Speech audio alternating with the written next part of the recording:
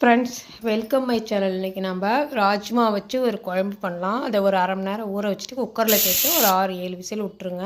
இப்போ ஒரு மிக்ஸி ஜாரில் ஒரு அரை மூடி தேங்காய், அரை மூடியில் பாதி தேங்காய், ஒரு அரை ஸ்பூன் மிளகு, அரை ஸ்பூன் ஜீரகம், 5 சின்ன வெங்காயம், ஒரு சின்ன துண்டு இஞ்சி சேர்த்து அரைச்சி வச்சுருங்க. இப்போ பாருங்கள், நல்லா ராஜ்மா வெந்துருச்சு. இது கூட 1/4 கிலோ கத்திரிக்காய் கழுவிட்டு கட் பண்ணி சேர்த்துக்கோங்க. குழம்பு மிளகாத்தூள் 1 ஸ்பூனு, ஒரு கைப்பிடி சின்ன வெங்காயம், ஒரு 2 தக்காளி அரைச்சது, தேவையான உப்பு, ஒரு சின்ன எலுமிச்சம்பழம் புளி கரைச்சது, அதையும் ஊற்றி ஒரே ஒரு விசில் விட்டுருங்க.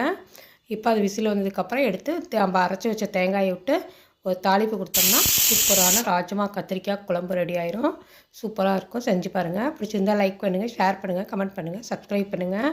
தேங்க்ஸ். பாருங்கள் வாட்சிங். இப்போ பாருங்கள், தேங்காய் ஊற்றி ஒரு கொதி வந்துருச்சு. இப்போ நம்ம கடாயை வச்சு நல்லெண்ணெய் சேர்த்து கடுகு, உளுத்தம் பருப்பு, சீரகம், பெருங்காயம் தாளிச்சிக்கலாம். கருவேப்பிலை தாளித்து குழம்புல ஊற்றிட்டோம்னா சூப்பரான ராஜ்மா கத்திரிக்காய் குழம்பு ரெடி ஆயிடுச்சு. தேங்க்ஸ் ஃபார் வாட்சிங்.